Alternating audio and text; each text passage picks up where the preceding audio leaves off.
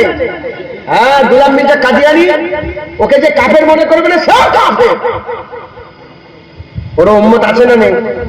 গোলাম মির্জা কাদিয়ানীর উম্মত আছে না নেই? এই আমাদের এখানে আছে না? হ্যাঁ, এখানেও আছে। হ্যাঁ, এখানে মসজিদ আছে, কাদিয়ানীদের মসজিদ আছে।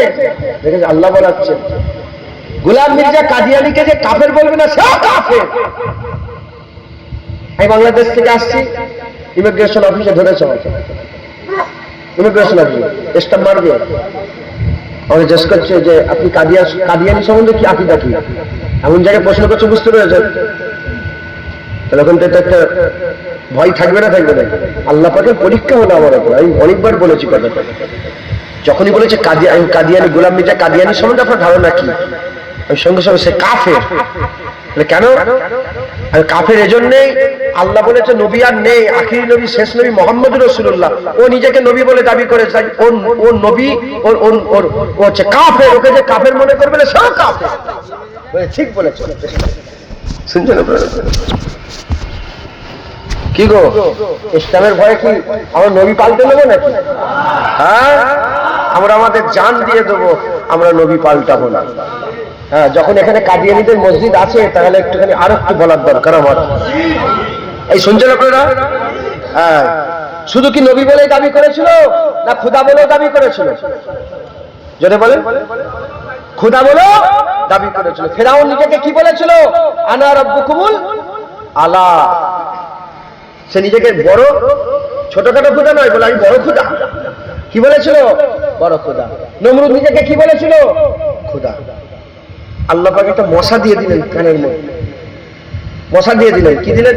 মশার সিস্টেমটা এমন ছিল, জুতলে মাথায় মারলে, খড়ম দিয়ে, এই শুনছেন আপনারা? খড়ম যতক্ষণ মারে, টং টং টং টং টং, মশা ঠিক আছে। খড়ম মারা বন্ধ করলে মশা গু, আবার জুতলে মারছে, খড়ম করতে করতে মেরেছে, এমন ফেটে হয়ে গেছে। শুনছেন আপনারা? মরে গেছে। ওই যে নমরুদ জুতো পিটা করে আল্লাহ তাকে জাহান্নামী করলো, তারপর থেকে এখন পর্যন্ত, এখন থেকে কিয়ামত পর্যন্ত আর নিজেকে কেউ খোদা বলে দাবি করার সাহস হয়নি, আর হবে না। শেষ, খোদাই চুকে গেছে, আর কেউ খোদা হতে পারবে না। মাথায় ঢুকছে? 16 জন নবী বলে দাবি করেছিল। কতজন? শুনছেন আপনারা? 16 জনের 16 নম্বরটা কে? এই গোলাম মির্জা কাদিয়ানী। গোলাম মির্জা কাদিয়ানী 16 নম্বর। এরপরে আর কেউ নবী বলে দাবি করে না। কেন? একে আল্লাহ এমন ভাবে মেরেছে, একে আল্লাহ এমন ভাবে মেরেছে, আর কেউ নবী বলে দাবি করতে পারে? যাই হোক, নিজেকে নবী বলে দাবি করলো, বলে আমি নবী। এ মুনাফিক তৈরি করেছে। কে তৈরি করেছে? এই ইহুদি নাসারা। কথা ঢুকছে? ইহুদি নাসারা তৈরি করেছে। তো যাই হোক, প্রথমে আল্লাহ পাক যত দরজা আছে খুলে দিলেন। পায়খানার দরজা, পিসাবের দরজা, মুখের দরজা, চতুর্দিকে খুলে দিলেন। বমি হচ্ছে, পিসাব হচ্ছে, পায়খানা হচ্ছে, আর দুর্গন্ধ মেঘে যাচ্ছে। লোকেরা বলতে আরম্ভ করলো, নবীদের পিসাব পায়খানা নাকি খুশবু হয়, এতে এত গন্ধ বেরোচ্ছে। তাই শুনছেন আপনারা? কিছু লোক চলে গেল, কিছু লোক তাও রয়ে গেল, কিছু লোক তাও রয়ে গেল যে আমার নবী ছেড়ে যাওয়া যাবে না। আল্লাহ পাক কি করলেন? আগেকার এসব বসন্ত রোগ ফোগ হতো না, জানের ভয়, শুনছেন আপনারা? ছোঁয়াচে রোগ, ছোঁয়াচে রোগ। আল্লাহ ওই রোগ দিলেন।